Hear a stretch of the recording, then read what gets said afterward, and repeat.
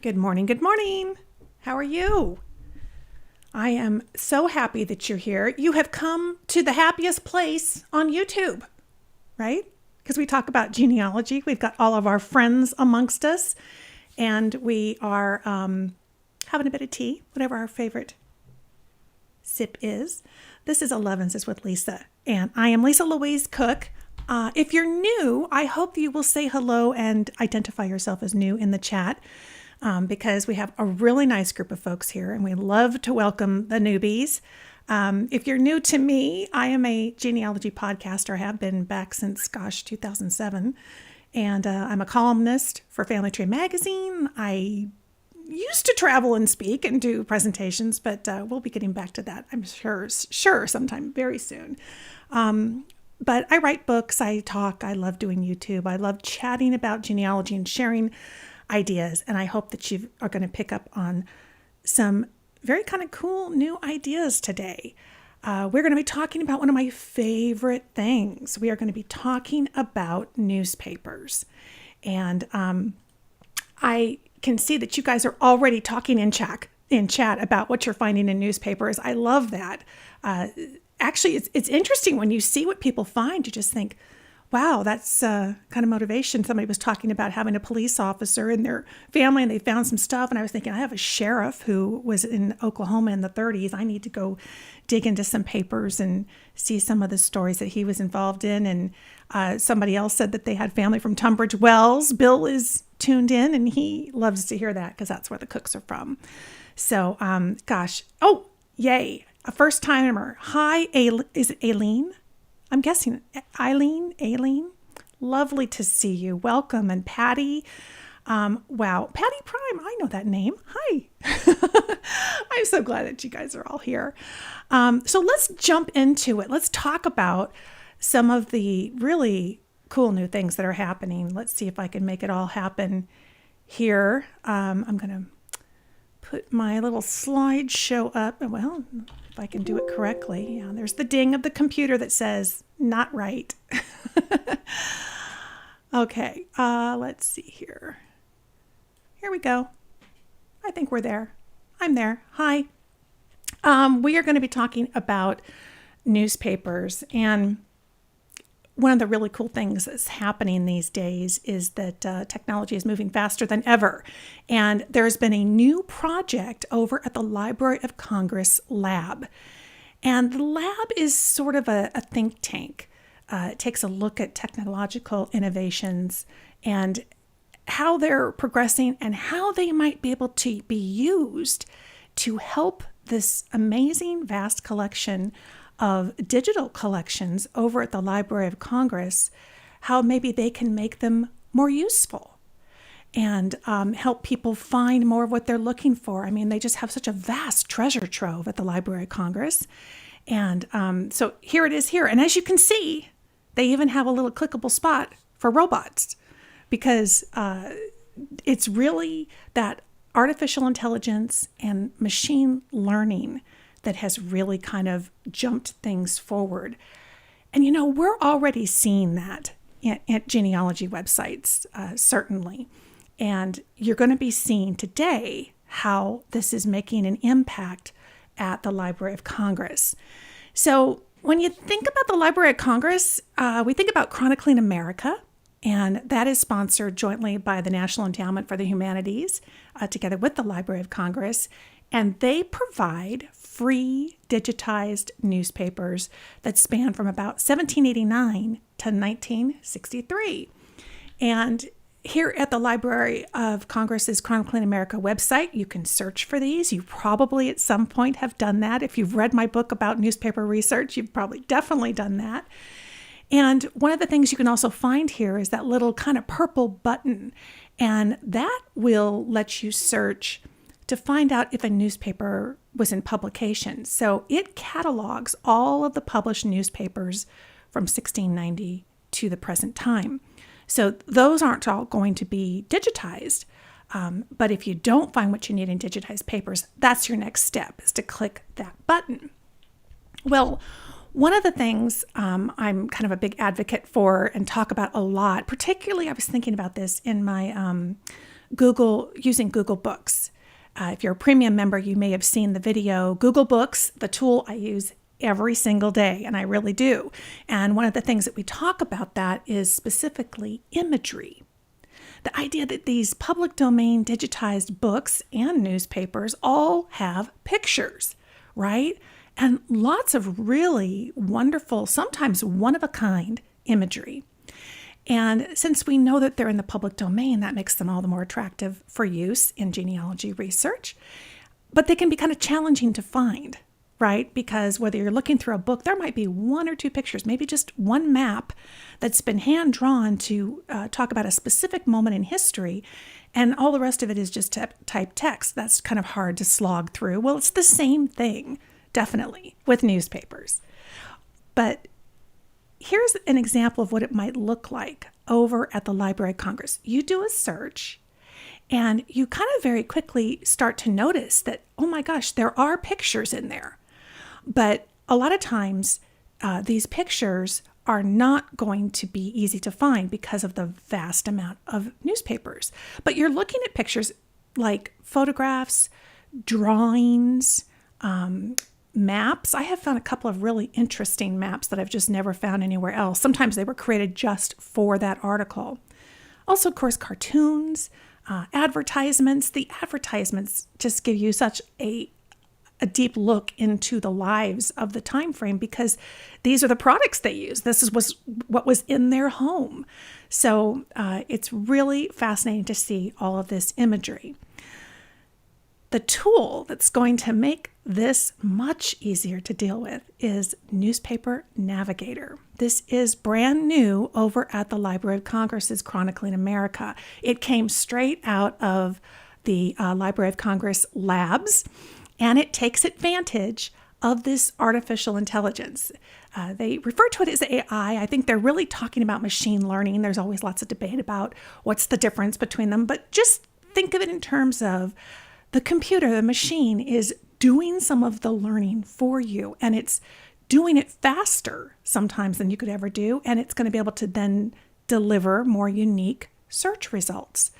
So it's more than a search engine. It's really what's happening behind the scenes to build on what it already knows in order to get you more of what it is you want.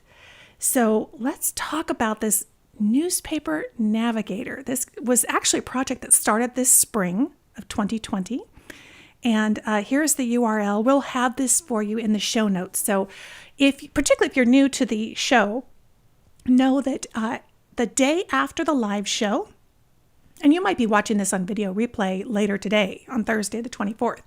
But no matter when you're watching it, we're going to have the show notes for you as of September 25th of 2020 at genealogygems.com. And there on the show notes page, I'll have everything written out for you step by step. If some people like to read and annotate, follow along, and you can do this for yourself. And of course, if you're a premium member, you can download the complete handout so that you've got that to work with. This Newspaper Navigator, the data set currently consists of 16,358,000 historic newspaper images. So that's a ton of imagery. These are extracted. Just think of anything that's visual content is getting extracted by the Navigator over at Chronicling America. And the visual content that they're working with was identified using something called Object Detection Model. It's trained on annotations of World War I era Chronicling America pages. Those are the pages that they first started on, was that era around World War I. And they started initially with those newspaper sets. The staff went in and started annotating, kind of figuring out what they wanted to grab that would help this tool find the imagery and bring it to you. And then they brought on volunteers who worked through a project also over at Library of Congress who did further annotations. So they were not just looking at the pictures, they were looking at the headlines, the captions, anything that would help them kind of further identify this imagery so that they could help bring it to you. This visual recognition model, the content recognition model, it detects photographs, illustrations, maps, comics and cartoons, editorial cartoons, headlines, because a lot of times, just like on a website, sometimes you're looking at a big headline of text and really that's a picture.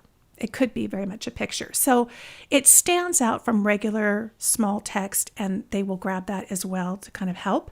And of course, advertisements. It also includes the text corresponding to the imagery. We were talking about the caption that might appear, or perhaps an article near the image. And that's being identified by optical character recognition. Now, you've probably heard that term, right? OCR. OCR is used in a lot of different programs. Evernote uses it. Google Books uses it. Certainly a lot of the genealogy record websites do. OCR is not perfect, but it's a big leap to be able to have the machine be able to look at the characters being typed on the page. They're not reading the text. They're literally identifying the characters, kind of putting them in order and figuring out the words and giving you a typed up version of what was actually appearing in an image, right? Which normally you can't highlight text in an image and copy and paste it like you could on a website. So it's able to really extract that and interpret it. So let's look at a search over here at Newspaper Navigator. We're going to search all the images, all their captions, and let's use one of the ones here, baseball. They have a couple that will kind of give you a little one to start. You click the baseball link, and we'll see here that you can sort the images that are coming out of these newspapers by the oldest or the newest. Now, remember the time frame we're talking to. It's up to 1963. So you're going to switch it to the newest. You're looking at 1963 and further back from there.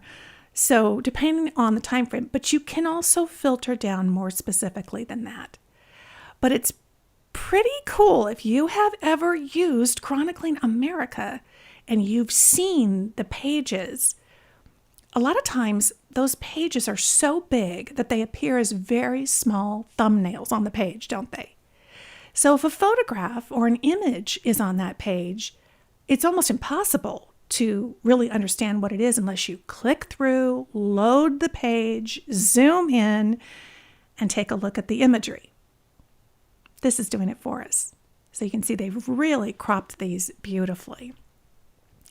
The results page is going to give you about 100 images per page, up to 100. So if there's not 100, obviously there's not that many, but you can scour quite a bit on a single page. This makes it really easy to browse. And you're going to realize that as we move forward in this, that browsing is going to be important because this is all brand new. And one, the machine learning is continuing to learn, so it's got a ways to go, but also because OCR is not perfect and because the search engine itself that they're using is very new, it doesn't have a lot of features. There's not a lot of flexibility in the keyword searching. So being able to easily browse without having to click through to newspaper pages and load issues, this in itself is a huge time saver. You might right off the bat recognize a face, but more importantly, you're also going to recognize the kind of imagery that you're interested in. And I'm going to show you how you can zero in on that. So here's just an example of the time-saving element of this, okay? So if you're using Newspaper Navigator and you search on baseball, you get 5,427 results. If you do the same search, when I put Newspaper Navigator, it's really Chronicling America that I'm showing you there at the bottom. If you do that same search at Chronicling America, it's over 900,000 pages. Okay? So 900,000 results, and you're going to have to click through. I mean, it's nearly impossible if you're really looking for pictures. So this is very good. And this isn't even filtered. If I do baseball for 5,427, I've done a search from 1900 to 1963, 63 years worth, no filters, no location filters yet. So we can get that number way down and be able to target. I think I just saw, is it just the U.S.? Yes, Chronicling America is just the United States. But here's the key, folks. I know we've got people from around the world. what was happening around the world is getting reported in United States newspapers.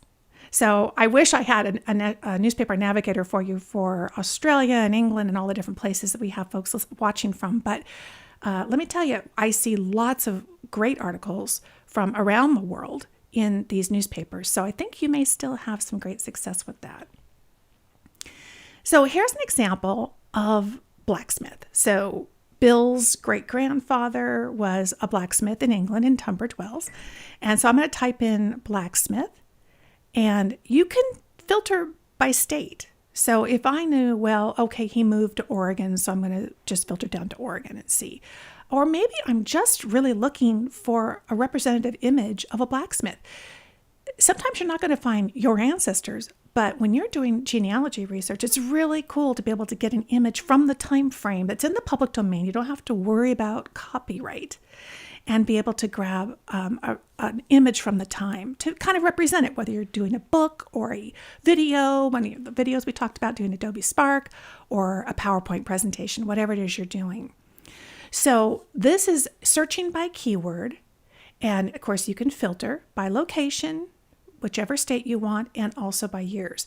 Right now, I don't see a way to do multiple states at one time, but it's so quick that you could literally just do the first state, go back, redo it, do the second state, and take a look at it that way. Okay? So you might want to download an image because you're going to find something that you like. I found an image here for blacksmith, and these are guys in the shop, students at work. And in 1900, this is one of the earliest pictures they have of blacksmithing in the newspaper. So you'll see here when we click the image, it will make it larger, and you can click the download the image. Here's another one. So you see at the top, the buttons are download the image, or look at the full issue, learn more about the newspaper that this picture came out of. So there are some really nice representative imagery around blacksmiths that could be a really nice addition to a family history project or story that you're trying to tell. Maybe you have a blog. I hope you're blogging about your family. And this would be a nice little addition to bring some visual elements, particularly into stories where we don't have a lot of visual, elements, photos of our own and our specific ancestors. So here we're downloading this image to our computer. You just click download image. There it is. When we double click it, here's the nice thing. They're giving you a really nice high-res image. This is not going to be blurry because it was small on the page. This comes from the original digitized issue, which is a huge, number of pixels. So you're going to get a nice high-resolution image that you can use. If you've ever done any kind of self-publishing, like I've made little coffee table books and things for my family, and you stick a picture in there, and then you see, oh, it's grainy. That's not going to work. Well, this is nice. Let me look here and see what your questions are here. Okay, so newspaper navigator date range, 1789 to 1963 is Chronicling America, Christine, and or is it World War II to 1963? They zeroed in first on World War I imagery, just that time frame, that 1915, 1918 spread. That was something that they were initially working on, and that's why they used those first to start training this system. But Navigator covers 1900 to 1963. Chronicling America goes way further back into the 1700s, and the newspaper directory we were talking about even goes back to around 1690. So we have a couple different time frames. I'm going to have all those for you in the show notes because I know it's a lot to keep it all straight. So our only photos until 1924 in the public domain, Kathy's asking, or are all the photos to 1963 in the public domain? Straight out of the lips of the Library of Congress, they said everything that you find here up to 1963 is public domain. You have the okay to use it. So that's kind of nice. Same thing with in Google Books. You may find books past 1924. And I know 1924 is that year we think of as the cutoff on the copyright. But sometimes the publisher, the author, somebody has given additional permissions and they're usable. So there's public domain, and then there's the issue of the copyright itself. But Library of Congress says that, and I've got a link for you I'm going to have in the show notes that'll take you directly to their statements on the usage. And we're going to talk about how you can cite these as well. So, okay, good. I moved something around, so I want to make sure I was still in the right place. So let's talk about citing images. I know that's on your mind. You guys are very conscientious when it comes to citing your sources and citing where you're getting your content from and making sure that we're honoring people's copyrights. So when you click an image, you're going to get this little pop-up where you could download the image, but you can also cite it. So they have a little button, Cite This. It'll give you what you need to do that.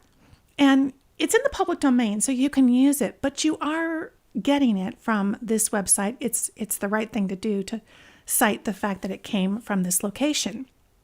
So they said, quote, include the image URL plus a citation to the website. So for example, from the Library of Congress, Newspaper Navigator data set, which is the collection that they've pulled together. And that's the thing, is they made the effort to pull it together, so we want to recognize that. Extracted visual content from Chronicling America. So that was kind of their quote. That's a really safe, good citation to use. All images, they said, are in the public domain, and I'm going to have that link. You can also just Google it. Library of Congress, Chronicling America, About page. Let's see. Rachel's got a question. Hi, Rachel. I don't think I've seen you in chat before. Let's see here. I have an ancestor that was in the social pages all the time in our local newspaper in the 1800s. Nice. I thought it would take a great book or video. It would make a great book or video. Any ideas on how to showcase them the best? Oh, interesting. You know, I did my Genealogy Gems premium podcast episodes. I was just telling somebody about this. It's episode, I've got on the top of my head, 52 through 54. In premium membership, we did all about self-publishing. Very early on in the free podcast, it was in one of the first 10, 20 episodes. I did an episode about these little kind of coffee table little photo books. There were about 40 pages, double-sided. Those are really neat. I'll give that some more thought, and maybe we can talk about that in an upcoming episode here, because I think that's a great idea, is how to showcase them, and of course, I think video. That's just me. You saw the video I put together for you in the waiting room with all the different articles. There's so much more you can do, and you can literally drop these images into Adobe Spark. So we were using the free Adobe Spark app. There's the Animoto app that's free now. You can drop those in and make quick little videos and use them. You have to do some cropping, though. That would be my number one suggestion, is if you get the picture, if it's just a picture, great. If it's got other stuff around it, you might want to zoom in and crop just to get what you want, because some of the videos may or may not be HD. So you want to make sure that it's not grainy, that it's nice, clear. It's really obvious what you're trying to show the viewer. So that's kind of an idea. All right, let's talk a little bit about the newspaper, because there's more than just the picture. Chances are there might be other text, other articles associated with this image. So you're going to want to click through, and you can do that right from Newspaper Navigator. It takes you straight to the page that is in Chronicling America, and you can kind of scan through it here. If you don't see it, check. There might be another page worth of pages to go look at. Here, we're going to click through to the page. Now, here's the Blacksmiths and Helpers float. So they were doing some kind of a parade float or something. And there are other articles surrounding the picture that would be probably of interest. So keep that in mind, particularly if you were fortunate enough to find a photograph or an image specifically about your family in some way. Absolutely click through, look at the full issue, and then also go look at the newspaper, because if they're reported on this page, chances are they may be other pages. You might want to be more familiar with this newspaper. So this is going to give you all the information about, it's really the card catalog for the paper, and it's also going to tell you other libraries, other archives where you might be able to access it even in person, or who may have digital versions of it, although it looks like, of course, this one is digitized on Chronicling America. So we can click the related links and look at the different holdings. It's a nice breadcrumb trail to finding more. Take advantage of what you find, capitalize on it, and find more. Click libraries that have it on the Library of Congress Chronicling America page, and that will show you all the libraries. You can even put in your zip code, and it will put those archives in order, those libraries, to the ones that are closest to you, if you want to go visit. Okay, so let's try the baseball search. You can see they give you a couple of they're different ones every time you look at the page. But here's just an example. So you can see why you get it. There's all this baseball imagery, but different types. We've got teams. We've got people who played in teams. We've got uniforms. And Catherine, great question about searching for keywords, surnames. We're going to talk more about that in just a moment. Hang on tight. I've got the scoop on that. Okay, so look, when we click through, if we're looking at list view, I kind of like this because you can see what OCR is doing. Why are they grabbing this? And it will highlight for you, it's because it mentions baseball. So you can see how they're capitalizing on the OCR. Over here on the filters, I could say, well, I've got lots here, but really it's Kansas I'm interested in. Select Kansas, and now our list is brought way down, 55 images that we can look at and do a quick little scan of some of the text that's associated. That might give us some clues. And I might say, well, I don't need them all the way to 1963. Maybe I'll just switch them up and cut it in half and maybe only go to 1950. So Kansas, 1950, talking about baseball. Here are the images. So that's kind of cool. But depending on whether you're looking for an image of an ancestor, an image of somebody wearing the uniform of a team that your ancestor might have been on, the team picture, there might be images in here for a variety of reasons that are not a good match. Okay, and we can talk a lot about that. It's almost a whole nother subject, but what goes on behind the scenes? This artificial intelligence has been trained initially by people and by text, but it's going to make its own assumptions too. They were saying in the background of this project that there was a point where it was matching pictures based on the smudges and the lines and the creases in the pictures on the newspaper page that probably came from microfilm, which probably came from the original newspaper. So there's a lot of defects that can come into them as well. So for a variety of reasons, you might get things that aren't a great match. We can do more though. Let's first create a collection. So we can gather up the ones that we like, that we think are a good fit for what we're looking for. So let's say I'm really interested in teams. So I'm going to go through really quickly, and if I hover over the image, you can see you can add it to the collection. This is your personal collection. So we can just go through and really quickly add the different teams, pictures. Okay, and we're going to click Save. This is going to not only save it as a collection, but it's going to generate a URL. If you wanted to send this to somebody else, you could copy and paste that URL. It's actually already copied to the clipboard of your computer. You could go and paste that in an email, on your website, whatever you like, and people will be able to click through and see the collection that you created, which is kind of neat. Great for blogging, on social media. So here's my collection. It's grabbed all these images, and these are the ones that are in my personal collection, and they've been saved. We can also, again, click List in that right-hand corner, or we can do Gallery to get different views. List is going to show you the OCR text that's associated with this as well. Okay, so you've made a collection. You're going to help train the robot, the artificial intelligence, okay? You can train the system to do even more of what you want. I love this. So we're going to take advantage of machine learning. Let's go back. We're at our collection, and we're going to click Train My AI Navigators. We've taken the ones we like, and we've said, go get more specifically like these. Okay? So you can see we got a lot of teams, but I also had a couple of guys standing full length with their uniform on. So we got some of those pictures as well. At the top, you can name your navigator. So we're going to name it baseball uniforms and click save. Okay, again, we're generating a URL. We could share that with somebody. We could put it on our website. Now you can see over here on the left in my navigators, I now have a baseball navigator. I can create a new one. Let's say, okay, well that was a unique mix, but I want to do something more specific. So I'm going to remove the guy in just the single person because I really want to, let's say, focus on teams. Here's another one. Can remove that.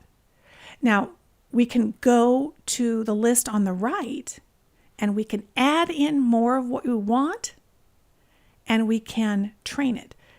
So here we're just selecting from within our collection and we're training it.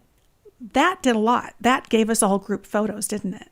So we got the individual out and we got into training it for baseball teams. And then we can click and save that as a navigator as well. So Michelle has a question to add to Catherine's question. Does it allow you to put in multiple criteria outside of the filter on the left? Yes, Michelle, we will talk about that next. You guys are so smart. You're 2 slides ahead. Okay, so we're going to do that in just 1 second. So here at our navigator, we just took our essential first collection and we just cherry picked specifically to create a new collection and train it. And we got a lot more imagery that matches. Let's start with a basic search. And we're going to employ some of the strategies to talk about exactly what Michelle's asking, which is how can we use it? Can we use search operators? Can we combine terms? What can we do to kind of be more flexible? I've got some strategies based on some research I've done on this. So here I'm going to search on map, just the term map. And you can see I got a lot of imagery of people, but it could be that the caption says something about a map or something, the metadata that it was associated with the image. There's a lot of different reasons why we would get a mix. So we have to train it. Because this, again, is still a new project. Now, I think about what will this be like in a year. It may be so much more accurate. Every time it's trained, it's learning more.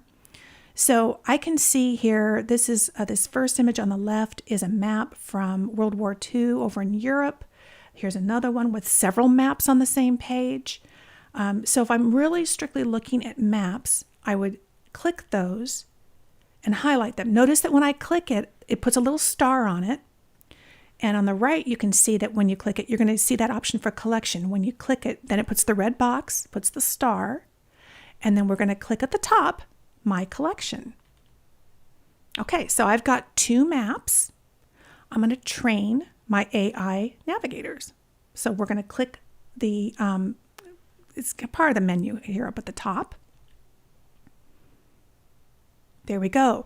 So I see more in there. Now, notice what it's doing. And this is, let me tell you right out of the gate, it's not perfect, okay? It's a lot of fun. It's going to be very fast in some scenarios. It's going to open up some new ideas to you in terms of what you can find that you're not finding at Chronicling America, but it's not perfect. Okay, so none of that. It's not perfect. And what you notice here is that it's really starting to pay attention. Remember I was talking about defects in pictures? Those can affect things. It's starting to think, maybe she just wants really washed out looking pictures. No, I don't want that. So I have to keep training it, right? So it's starting to lean that way because for whatever reason, the maps that we got initially were a little more washed out. And that comes from a variety of reasons. It's either the original newspaper. Many of the newspapers at Chronicling America were digitized from microfilm. So that plays a part in this as well. So we could just keep clicking maps and adding them, and we can also get rid of stuff. So if I see an image here with lots of faces, I'm going to click on it. At the top, there was a plus sign. That's how we added it to our collection. When we click an image on the right, we had plus at the top, but there was a minus at the bottom. It's kind of hard to see on the screen. If you click on the bottom half of the image, it drops it into the negative space over on the left. So at the top in green, these are images you're saving that you're going to train it on. And at the bottom are the images that you've said, I don't want these. Let's skew away from that. I see that Pat Barnes has a question. Does it have an Irish American newspapers? I believe there are Irish American newspapers at Chronicling America. So if they fall within that range of 1900 to 1963, I think you're going to have probably some success there as well. Yes, they should tap into those as well. So, okay, so we're going to just add some of these and we're going to train my AI Navigator again. Here's what I want. Here's what I don't want. We could add more. So sometimes you'll find, depending on how determined you are and what it is that you need, you might want to do several trainings. I think about Google search, and one of the things I stress so much in my book and my videos is that really good Googling for more in-depth types of, queries, not just when did this happen or the name of a person, but really trying to find something very specific. It's really multiple layers, okay? Don't be timid to edit your search results, edit your queries, I should say, based on your search results. We have to learn from what we look at, right? You get a document, you're going to learn from it, and that's going to then color how you're going to move forward in other research. The same thing with search. You got to look at the results and say, what am I wanting out of this? What am I not wanting? When it comes to Google search, we do that with search operators, don't we? We tell it a little more, I want this, and a little less of that with minus signs. In Navigator, it's the same thing, but we're doing it visually. So don't be timid about running it several times to keep really zeroing in on what it is that you want. Let's see here. Okay, so Mark has a question. Can the washout pictures be enhanced with the new MyHeritage photo with the sharpening feature and colorization to make it a final, better image experience? Absolutely. Oh, that's a fantastic idea. It was something actually I talked about in a recent premium episode.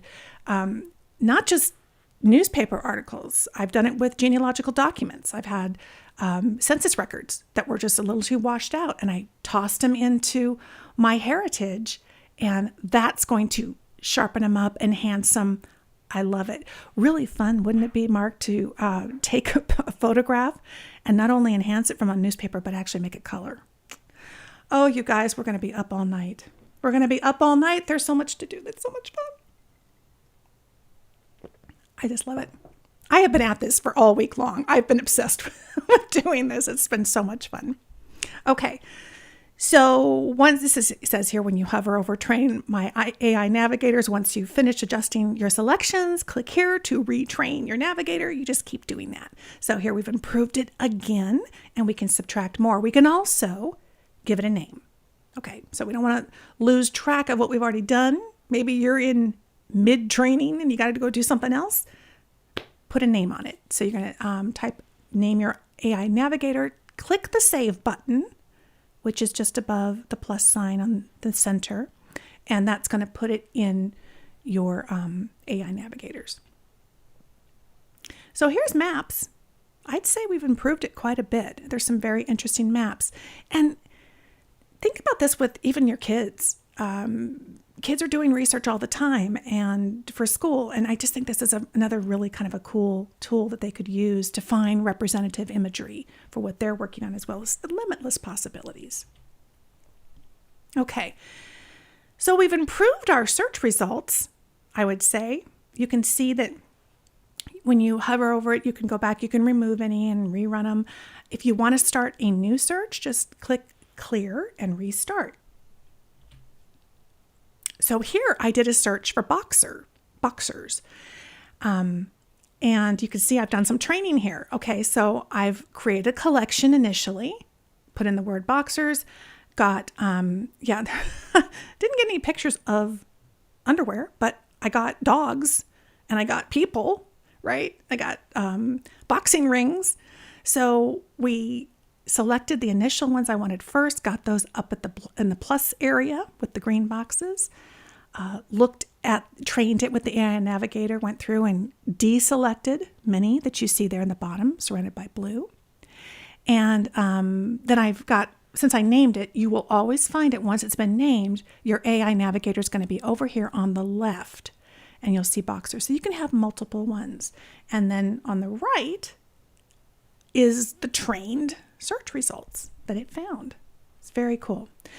So let's go back to searching for ancestors. We're going to touch on some of the question that Michelle had and Kathy had, and I'm sure many of you do, about how am I going to use this to really zero in? How does it parallel play the way, Google.com does search?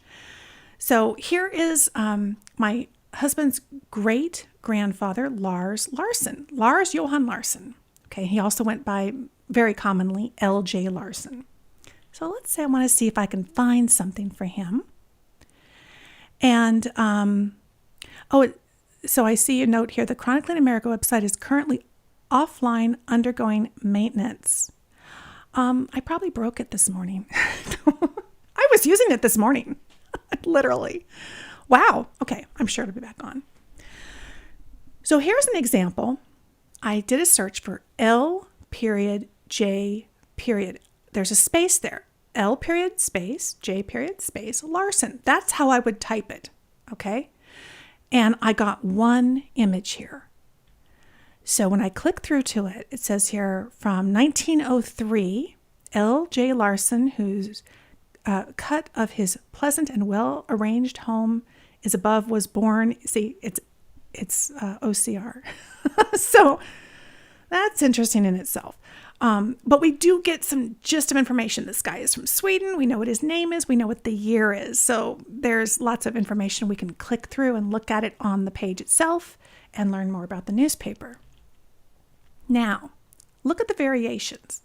First and foremost, this doesn't support search operators like we use at google.com. If you're wondering what I mean by search operators, if you're new to the show, go to genealogygems.com/Elevenses. And you'll see all the episodes for Elevenses with Lisa. And we do have one back around episode 13, but I'm not sure. It was on Google search, how to get better searches. So we talk about search operators, and that's not going to work here. Who knows? They may eventually incorporate them, but right now they really don't appear to be supported. So I tried variations. And this actually was very revealing as well. It does show that this navigator is in its infancy. But like I say, it's going to continue to hopefully improve. So when I ran L.J. Larsen, no periods and no space, I got nothing. Lars Johan Larsen, nothing. L.J. with periods but no space between the L and J, didn't get anything. But notice that we did when I did L period space J period Larsen. So this means it's a little more manual, in that what you might normally do with search operators, you're going to need to do by a few repetitive searches to try out the different variations. Didn't take me long to grab these, and I'm glad that I tried all of them because I didn't want to miss the picture of the house. Search for location. Somebody mentioned that in chat. Yes. Oh, awesome. The site's back up. Good. It was good vibes from our genealogy friends. Got Library of Congress back up. Okay, so searching for the location, so that's a way to go too. It may be that you're having trouble with the name. There's so many different ways that a person might be referred to, so why not do a search on the place? I did a search on McMinnville, which is where some of the Cooke ancestors lived in Oregon, and got 18 results, which I could instantly see images. That's not going to take me long to take a look at some of these and see if there's something there for me. And it's very possible that only the last name of each person in the group photo was given, or that no names were given. We don't know. But this is a nice way to kind of go in and do a quick sweep and see if you can find something from that location that you know your ancestor lived in. You could also filter down by time frame on that. So I was showing you in a past episode my trained Oroville video that I did in Adobe Spark. This is my grandfather, and he worked at Western Pacific, and he was on the Feather River Run for many years in California. really fun to go in and do a search on Feather River and find articles with pictures and imagery from that time frame of the area. I love this picture of the canyon along the Western Pacific Railway. So this was a really nice addition that I knew I could use because it's in the public domain in my videos, in a book, in an article, whatever I want to do. Very cool. So search for location. Test your theories as well. That's another one of the strategies I strongly recommend for you is if you have a theory. So I was wondering when I saw this one, L.J. Larsen in Sweden, I thought, well, what if I ran a search for Larsen and Sweden? Nothing. I don't know why. Again, it's not perfect. It's in its infancy. But for whatever reason, it wasn't able to pick up two words that were part of the OCR text. So then my next hypothesis was maybe this has something to do with stringing, if the words are strung together versus not. So one of the things we know right now about Newspaper Navigator is we may not have as much success with individual words that don't appear together. So I went back and looked and found a string of words and wanted to test that theory as well. As you use this, you're not only training the navigator, you're training yourself as a searcher, okay? So consolidation coal company is one continuous string. It's a phrase. I thought, okay, well, I'll run that. And I got 11 results. So right now, it looks like it would better support a string than it might these individual words that appear in different places within the caption or the article or the metadata. That's important to know. Also, when I thought it was really fun just to go in and type in the word photo, okay? And then filter to Oregon, where the Cookes were from. And how about just the time frame, 1900 to 1945? I was thinking about, actually not Cookes, Mansfield. In a very earlier episode of Elevenses with Lisa, I showed you how I made this huge poster of Sidney Mansfield playing in the Centennial Syncopators around the Centennial of Oregon back in the 1940s. And I wanted to see if I could find any other photographs. So doing this gave me a fairly manageable amount of imagery. I could certainly do some training with it, but I can also zero in by state and by time frame. So if you've got a little bit of free time and you want to take a look, I just think it's fascinating to go through and just look at the photos. I would also recommend that you switch to list view. So you were looking at gallery view in the last screen, but list view was an option. It's in the upper right-hand corner. Click that. Now you've got the advantage of the OCR.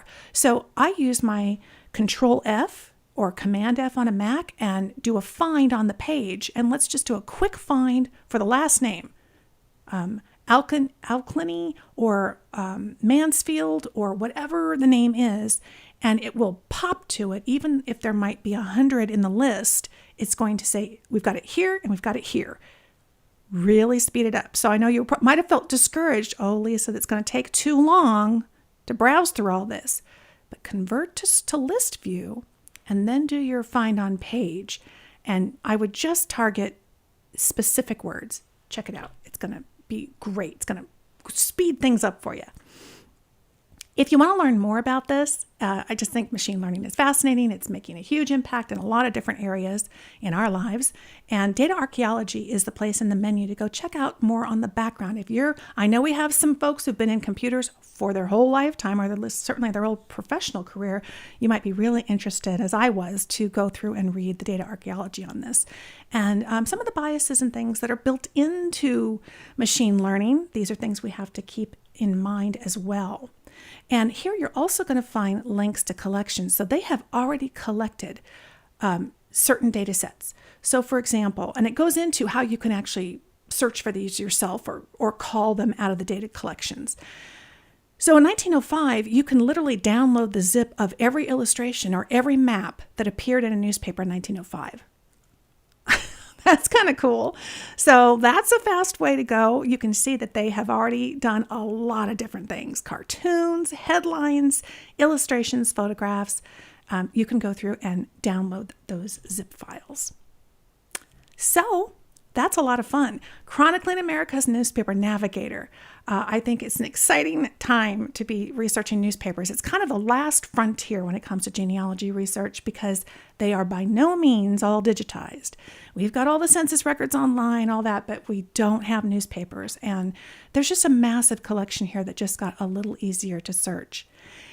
I know many of you are premium members. If you're a premium member to my website, go check out getting the scoop on old newspapers. Okay, this video has been absolutely updated for 2020. It's brand new. It's on the website. You'll even see my smiling face on there if you're not tired of it already. And of course, I have my book. Let me look here. I have my book, How to Find Your Family History in Newspapers. Jamie Mears, hi, from the Library of Congress. Bill says you're from the Library of Congress. Is that correct? She's part of the development stuff. Right? I don't know. Sweet. That's awesome. I would love to have you guys on the show, as a matter of fact. Welcome, welcome, welcome. We love newspapers here. And so if you want to learn more, my overall newspaper strategies, if you kind of liked the way I was thinking and strategizing in these searches, the book really deals with all of newspapers, whether online or offline, and what I think is the best process for that. That's available at our store at genealogygems.com, as is membership. So let me jump back here and see what you guys are up to and what you're thinking. Goodbye, waving robot man. Goodbye. Can't wait to get started. Yes, I know. I tell you, it's going to be hard not to do it all night long. So here, I had some closing thoughts I wanted to share with you because I just think this whole topic is fascinating. And the fact that it's really changing things for us. You can't help but think in broader ways about search when it comes to, watching something like this. Hang on just one second. I got to get to the right spot here. It got me thinking about genealogy and genealogy websites. When you're watching Newspaper Navigator be trained through machine learning, it makes you think about, in what other ways is our research and even our lives being impacted by this new type of technology. If you think about Ancestry and MyHeritage and genealogy websites with records and family search, they're starting to use it. I know when I attended a VIP breakfast at the last Roots Tech, Ancestry was talking about their using machine learning in their search as well. Think about hints on genealogy websites. Hints have the potential to, of course, get you quicker because it's out there finding things for you based on the data. It's learning from your tree and it's bringing you new stuff, but it also has the potential to kind of lead you astray, doesn't it? If you have just something wrong on your tree, which happens to all of us, then getting additional hints could actually lead you astray or solidify false perceptions or conclusions. And actually, you start building on that, which could be a negative, right? So there's the more that you see and the more hints that you're confirming, the more you're going to get the same delivered to you.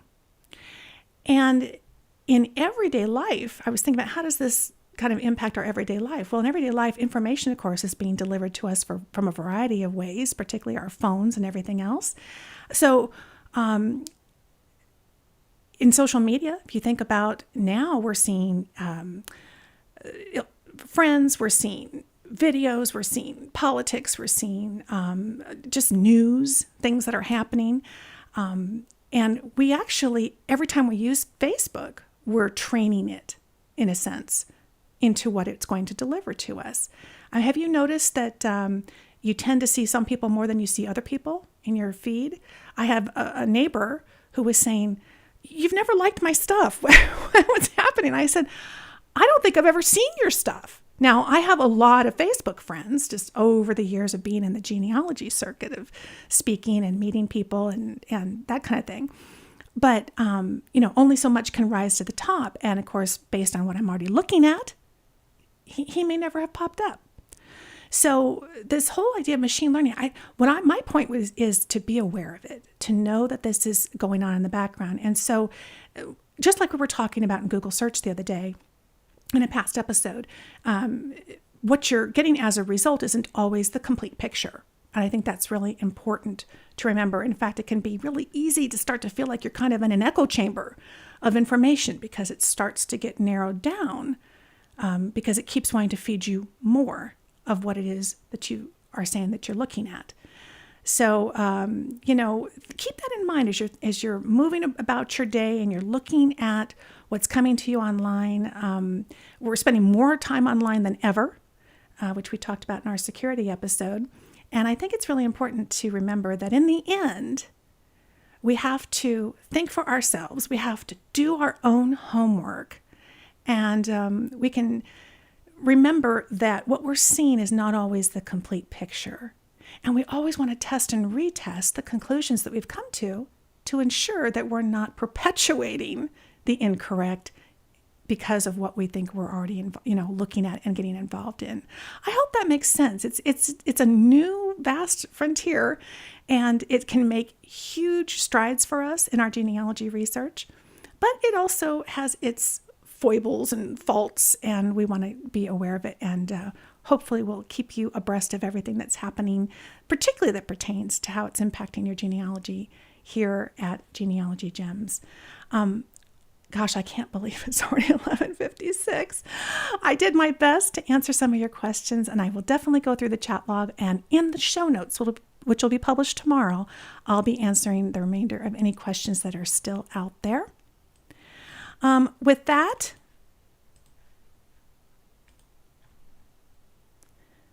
I hope today's show gave you some new ideas. Get out there, start doing your training, have fun with it, and join me back here next week, okay? We're going to have a lot more fun here at Genealogy Gems and Elevenses with Lisa. Thanks for joining me, you guys. Bye.